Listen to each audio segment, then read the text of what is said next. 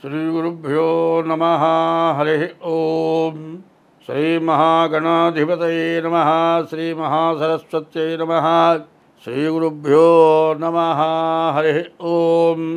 यत्कर्ता जगतां भर्ता संहर्ता महसां निधिः प्रणमामि तमादित्यं बहिరంతస్తమోపహం। జ్యోతిష్యం చెప్పాలి అంటే జ్యోతిష్యం ఎవరి వల్ల జరుగుతుంది అనేది తెలియాలి. యఃకర్త, కర్త అనేవాడు ఎవడు? జగతాం భర్త, జగతిని మొత్తాన్ని భరించేవాడు భర్త, జగతిని మొత్తాన్ని పోషిస్తున్నాడు. యఃకర్త జగతాం భర్త, సంహర్త అందరినీ సంరక్షించేవాడు సంహర్త, మహసాం నిధి ప్రపంచం మొత్తానికి అవసరమైనవన్నీ కూడా ఇచ్చి దాచి మనం గనక ఒక నెలకో సంవత్సరానికో బియ్యము పప్పు ఉప్పు చింతపండు అన్నిట్లా చేకూర్చి పెట్టుకుంటామో ఈ ప్రపంచమందు ఉన్నటువంటి జీవరాశులు 84 లక్షల జీవరాశులు ఉన్నాయి. వీటన్నిటికీ తగిన ఆహారాన్ని ఇచ్చేటువంటి వాడు యఃకర్త జగతాం భర్త సంహర్త మహసాం నిధి, నిధి లాంటి వాడు. ప్రణమామి తమాదిత్యం, నమస్కారం చేస్తున్నా నేను ఈ జ్యోతిష్యం చెప్పటానికి నాకు ఆ వాక్కునివ్వమని ఆయన్ని ప్రార్థించి ఇప్పుడు 2025వ సంవత్సరం మే నెల సింహరాశి ఫలితాలు చెప్పుకుందాం. సింహరాశికి అధిపతి సూర్యుడు చాలా బాగున్నాడు. గురువు కూడా 11వ రాశిలో ఉన్నాడు. 11వ మిథునంలో ఉన్నాడు, చాలా మంచి చేసేవాడు. రవి చాలా బాగున్నాడు, శుక్రుడు బాగున్నాడు.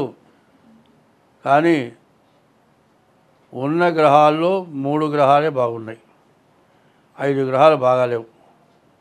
దీనివల్ల ఉద్యోగం చేసుకునే వాళ్ళకి, విదేశాలకు వెళ్ళేట వాళ్ళకి, స్త్రీ సంబంధించినటువంటి వస్తువులు అమ్మేవాళ్ళకి కానీ, ఇంటికి సంబంధించిన వస్తువులు వ్యాపారం చేసేవాళ్ళకి కానీ వాళ్ళ వరకు బాగానే ఉంది.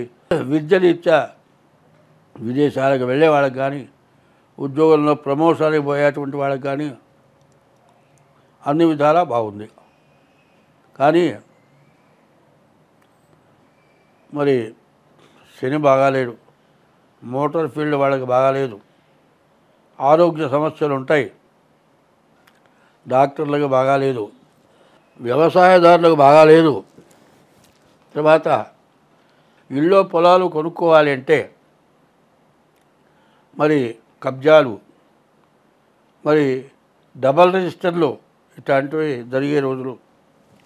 కాబట్టి ఇల్లు కొనుక్కోవాలంటే చాలా జాగ్రత్తగా ఆ అమ్మేవాళ్ళ ఆస్తి వాళ్ళది కరెక్ట్ అయిందా కాదా పూర్తి వివరణ తెలుసుకొని కానీ మరి లింక్ డాక్యుమెంట్స్ సహా చూసుకొని సరైన లాయర్ చూపించుకొని కొనుక్కోవటం మంచిది. ఈ టైంలో ఏదైనా తెలిసి తెలియక కొంటే మీ డబ్బులు మొత్తం పోతాయి, మీ ఆస్తి మీది కాకుండా పోతుంది, మీ డబ్బులు మొత్తం పోగొట్టుకున్న వాళ్ళు అవుతారు. దానివల్ల మీరు చాలా ఇబ్బందులు పడతారు. కాబట్టి ఈ రాశి వాళ్ళు జన్మలగ్న రీత్యా చూడటం చాలా అవసరం. ఈ రాశి వాళ్ళకి కుజుడు బాగాలేడు, యాక్సిడెంట్ అవ్వటానికి బాగా అవకాశం కనబడుతోంది. ఏదైనా వ్యాధులు వస్తే వెంటనే ట్రీట్మెంట్ చేయించుకోవడం చాలా అవసరం. ఈ రాశి వాళ్ళు ముందు జన్మలగ్న రీత్యా చూపించుకొని దానికి తగిన పరిహారాలు తప్పకుండా చేసుకోవడం చాలా అవసరం. ప్రతి వ్యక్తికి కూడా బాల్యంలో చదువు, యవ్వనంలో వివాహం అయిన తర్వాత సంతానం, తర్వాత కుటుంబ రక్షణకి తగిన సంపాదన, వీటిల్లో ఏది లోటు వచ్చినా కూడా ఇబ్బందే. ఎవరో నీ జీవితం మొత్తం బాగుంటుందంటారు, అది ఒట్టి మాట. పుట్టిన పిల్లాళ్ళలాగా అట్లాగే పడుకొని కింద బోర్ల పడి లేకుండా కూడా జీవితం మొత్తం ఉంటాడా? కాదు. కొన్నాళ్ళు అయితే బోర్ల పడతాడు, కొన్నాళ్ళ తర్వాత కొన్నాళ్ళు పాలు తాగుతాడు, కొన్నాళ్ళు ఆహారం తింటాడు, కొన్నాళ్ళు లేచి తిరుగుతాడు.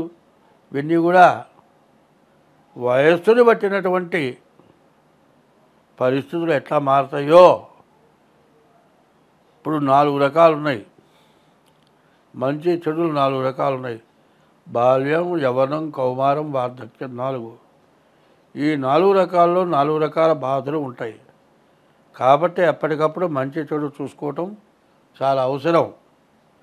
మానవుడి జీవితానికి 9 గ్రహాలు ఎట్లా ఉన్నాయో 9 ధాన్యాలు ఉన్నాయి, నవధాన్యాలు.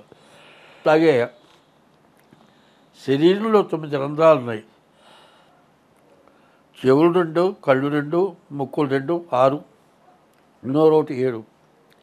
8వది వచ్చేప్పటికల్లా 1, 2, 2. ఈ 9 రకాల్లో ఏది బాధ వచ్చినా జరగదు. కాబట్టి 9 రకాలు ఉంటేనే బాగుంటుంది. కాబట్టి ఈ 9 రకాలు అయిన తర్వాతే మనం పూర్తిగా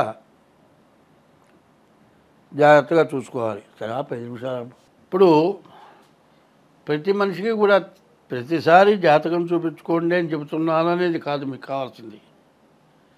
ఇప్పుడు కళ్ళు 2 కళ్ళల్లో ఒక కన్ను కనపడకపోయినా ఇబ్బందే, 2 చెవుల్లో ఒక చెవు కనపడినా ఇబ్బందే.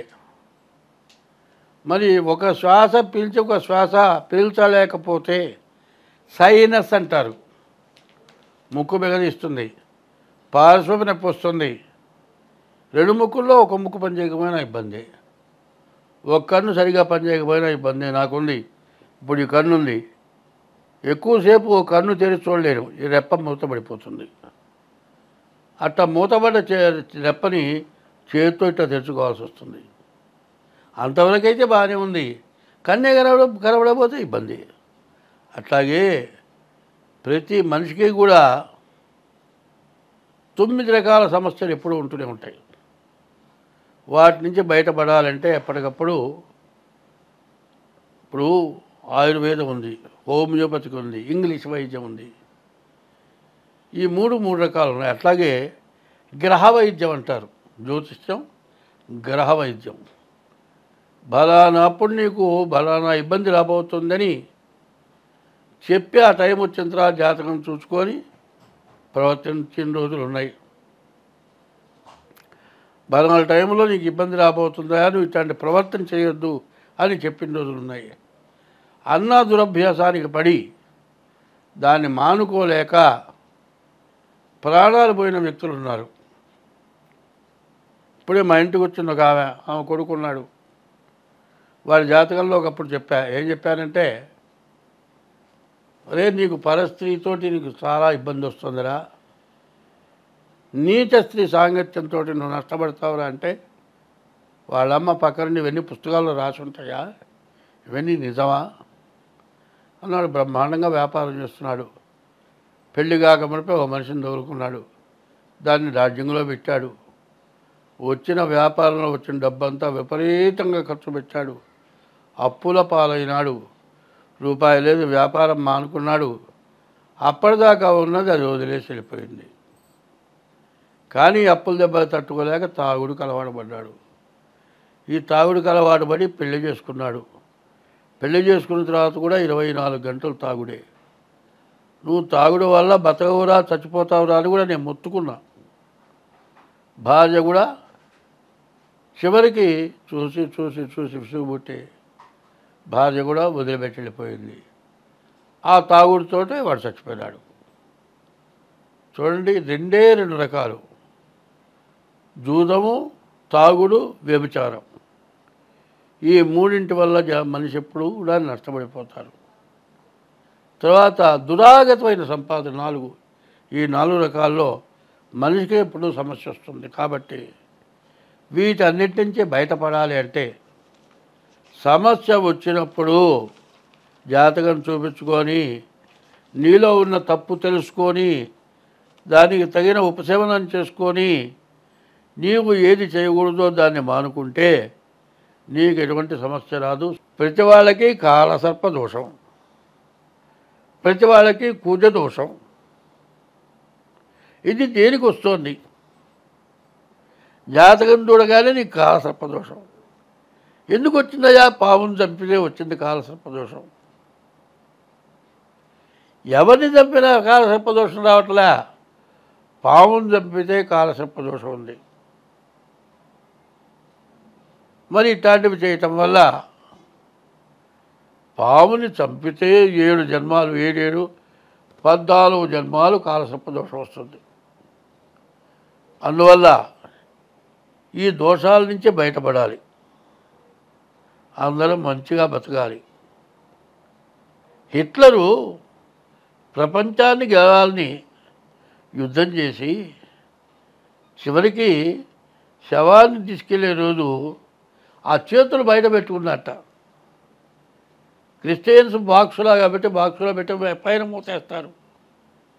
2 చేతులు ఇట్లా జాపాడు. వాడికి ఏమీ లేదు, అన్నీ ఉన్నాయి. ఉన్నదేంటి? పాపం, పుణ్యం లేదు. నీ పుణ్యమైన ధారము ఏమని చేయి జాపాడు.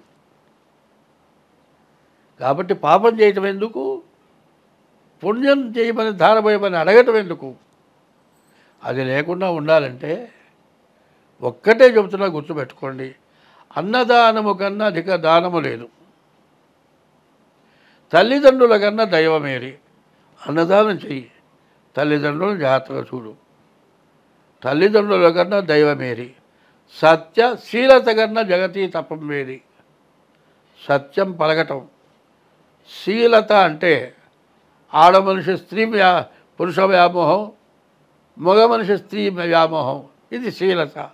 సత్యశీలత కన్నా జగతి తపం వేది. జగతిని తపస్సు ఇంకోట్లేదుట. దయ కంటే ఎక్కువ ధర్మమేది. ప్రతి జీవరాశి యందు దానికి కష్టం వచ్చినప్పుడు దయ చూపించడమే ధర్మం. దయ కంటే ఎక్కువ ధర్మమేది. సుజన సంగతి కన్నా చూడలాభం ఏది. మంచిని చూడటం వల్ల వచ్చే లాభం ఇంకోటి లేదుట. సుజన సంగతి కన్నా చూడలాభం ఏది. క్రోధం కన్నా శత్రుత్వం ఏది. క్రోధం పెట్టుకొని వాడిని ఏదో చెయ్యాలనుకొని చేయటం అంత నీచమైన పని ఇంకోట్లేదు. అంగనామణి కన్నా భిన్నవమణి ఏది. ఆడ మనిషిని మించిన మణి ఇంకొకటి లేదుట. అందువల్ల నీ భార్యను భార్యగా చూడు, చెల్లెలు చెల్లెలుగా చూడు, పర స్త్రీని తల్లిగానో చెల్లెలుగా చూడు. అంగనామణి కన్నా అభినవమణి ఏది. రుణము కంటేను నరునకు రోగం ఏది. అప్పుంటే ఆ రోగాన్ని మించిన రోగం లేదు. రుణము కంటేను నరునకు రోగం ఏది. ధరణి అపకీర్తి కంటేను నరకం ఏది. వీడు దుర్మార్గుడు అనేటువంటి పేరు కంటే నరకం ఇంకోట్లేదు. ధరణి అపకీర్తి కంటేను నరకం ఏది. సర్వదా కీర్తి కంటేను స్వర్గం ఏది. నీకు కీర్తి, నువ్వు మంచి పని చేస్తే కనబడ అయ్యా నమస్కారం అంటాడు. దానంత స్వర్గం ఇంకోట్లేదుట. ఇది ప్రవర్తన ప్రతివాడికి కావాలి. జ్యోతిష్యం కానీ, దేవతా పూజలు కానీ, వీటన్నిటికంటే తల్లి, తండ్రి, గురువు, దైవం ఇవి సక్రమంగా ఉంటే భార్యకి భర్త దైవం, భర్తకి భార్య దైవం. ఈ రకమైన ప్రవర్తన ఎవరికైతే ఉంటుందో వాళ్ళకి ఎప్పుడు ఎటువంటి కష్టము రాదు, నష్టము రాదు. నాబోటి వాడు చెప్పాల్సిన పని లేదు. స్వస్తి.